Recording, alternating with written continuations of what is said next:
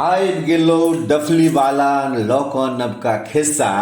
अब जो बच्चा सब लो जो अपन अपन हिस्सा। माँ कखन घर घुरती। लेखक प्रतिभा स्वामीनाथन। चित्रण अलंकृता अमाया। मैथिली में अनुवाद रघु कुमार। प्रस्तुति अरिपन फाउंडेशन। कथावाचक विकास विनीत झा। रोजा उदास छली। हुनकर माय काज पर जा रहल छलथिन। हम अहाँके सुतै से पहिने घर घुरे आ बेटा, माय कहलथिन। मुदा कै बजे धरि रोजा पूछलथिन। आइ राति में ठीक 9 बजे माय उत्तर देलथिन। अखन भोरक 6 बाजि रहल अछि। हमरा माय के हाथ से दूध पीबाक अछि, अहाँके हाथ से नहीं। रोजा अपन बाबूजी के कहलथिन। आब भोरक 8 बाजि रहल अछि। चलू आलू किनै छी दादाजी, रोजा कहलथिन। काल्हिए तऽ आलू खैने रही अपना सब, आइ भाटा खाए तऽ की हरज, दादाजी पूछलथिन। आब भोरक 10 बाजि रहल अछि।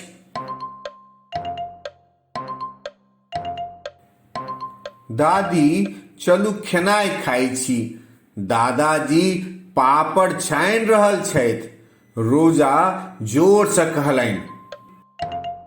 आब दिनक 1 बाजि रहल अछि। पौ पौ रोजा के दीदी स्कूल से आबि गेली। दादी कहै छथि जे एहि गर्मी के छुट्टी के बाद हमहूँ अहाँ संग स्कूल जायब। खूब मजा आवत ने दीदी, रोजा उत्साहित होइत पुछलनि। आब दुपहरिया के 3 बाजि रहल अछि। घर जयबाक समय भऽ गेलै रोजा, बाबूजी शोर कयलथिन। बस एक बेर और, रोजा जोर से बजली। आब 5 बाजि रहल अछि।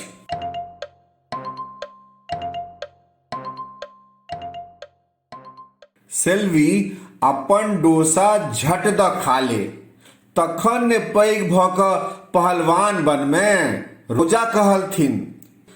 आब साँझक 7 बाजि रहल अछि।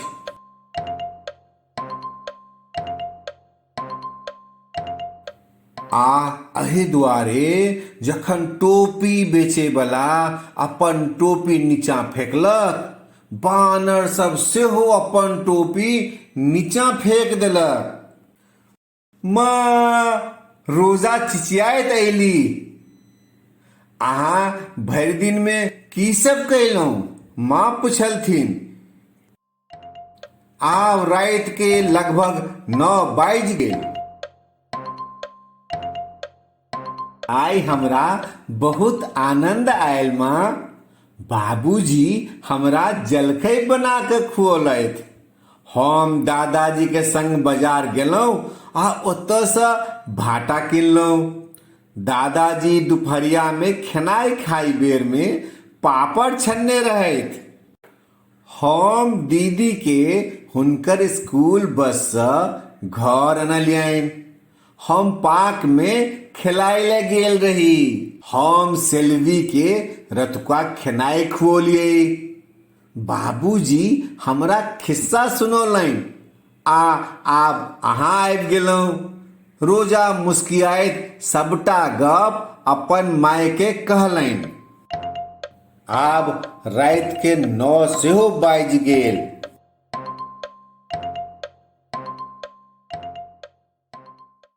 हमर दिन एतय किछु काज देल गेल अछि जे रोजा दिनक अलग अलग समय पर करैत छथि। अहाँ काल्हि एहि समय में की केने रही?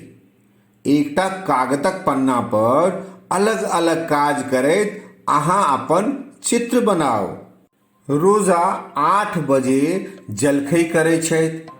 अहाँ काल्हि 8 बजे की केने रही? रोजा भोर में 10 बजे बाजार जाइ छथि।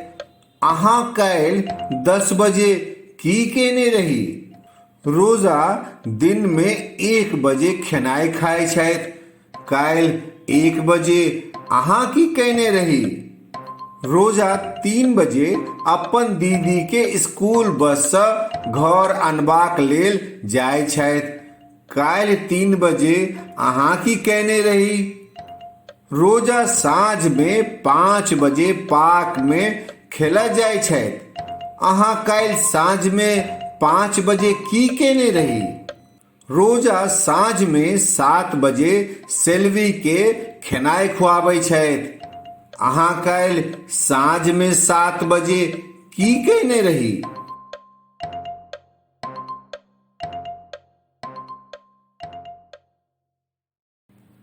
तो बच्चा सब, उम्मीद करै छी जे अहाँके खिस्सा नीक लागल होयत।